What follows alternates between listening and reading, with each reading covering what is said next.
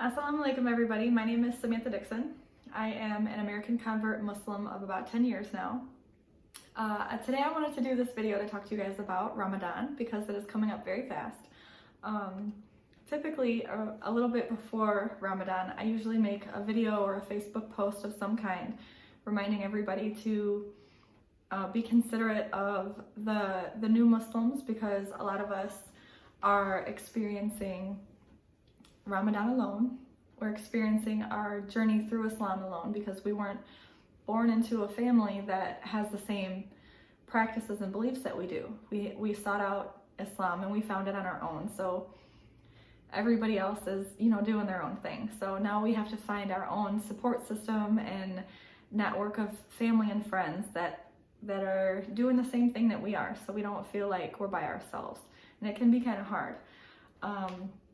But this year, I actually wanted to do a video for everybody because thanks to the coronavirus, we have a stay-at-home order. We have a pandemic that's plaguing our society, that's making us stay indoors and stay away from each other.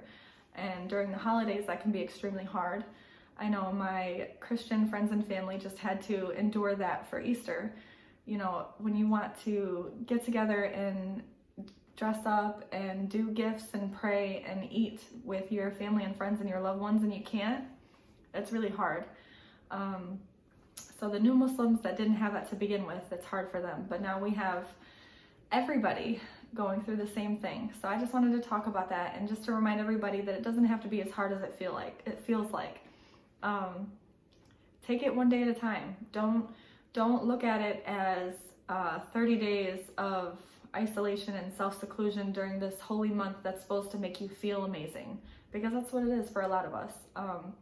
Ramadan is like a reset button in a way. When you feel like you've been low or not at your best, or you just need a boost in your iman, which is your faith. Ramadan does that for a lot of us because we try harder. We do more to be better Muslims during this time of year. And then a lot of us try to extend that for the rest of the year, keep doing better, because we've already had 30 days of doing really good. So why squander that to just go back to the same crap? So let's keep that momentum going with this Ramadan, just like any other Ramadan. Do your best. Take it day by day. Don't feel alone. Take advantage of the peace that you'll get, spending more time with yourself and connecting with your creator like we should on a personal level. It doesn't always have to be in a group setting for it to mean something. You know what I'm saying? I know Jummah during Ramadan is usually super packed because a lot of women that don't necessarily go every Friday because we don't have to.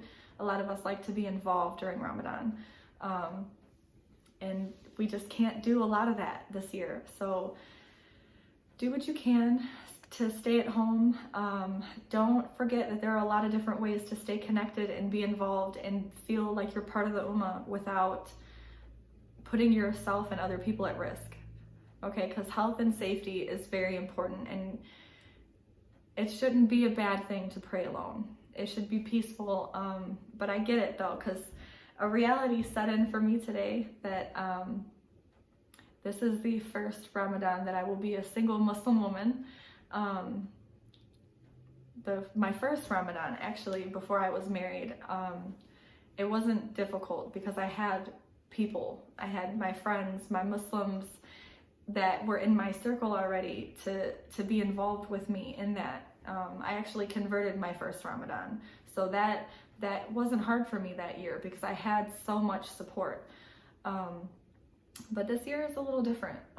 And then you add this coronavirus mess on top of that. So the things that I expected to be able to do to get through this first Ramadan alone, I might not necessarily be able to do. Well, I can't. I definitely can't. Let me not say not necessarily, because I can't go to Jummah and I can't go to iftar and I can't invite my friends over for sahur. It's hard, but that's okay though, because it's 2020 and we have a lot of technology that makes it easy for us to be connected. So if you have any Muslim friends, reach out to them If you're not necessarily having a bunch of people that you can call, join some groups on Facebook. I hate to say it because some of them got a little bit of drama, but they can be beneficial. You can find people that you have stuff in common with and connect with, and make them part of your circle. Make them part of your support system to help get through this time, because they might need you just as much as you need somebody to. Do some FaceTime iftars, you know, set your cameras or your phones up and cook together or eat together. You know, break your fast together. Call each other in the morning to make sure we're not missing Fajr, you know. There are things that we can do to be alone but not alone. Don't feel like you're alone. This ummah is huge. It's literally engulfing the entire world, scattered around in little, you know, bits and pieces. We're all over the place. So you can't tell me that there's nobody out there to help you get through this time if you feel alone. Just don't see them in person so you don't get them sick, or so you don't get sick. That's the only extra piece of advice I have for that. But we will manage. We will get through this Ramadan. Unfortunately, I doubt we'll be able to do any type of Eid gatherings either. But that's okay though, because we can still gift people. We can mail people gifts. We can still order something cute to wear in the house and take some selfies, because you know that's what I'm gonna do since I can't be out and about. But just take it day by day. Don't overwhelm yourself thinking that all of this is just heavy on you alone and there's nothing you can do about it. Take it one day at a time, one fast at a time.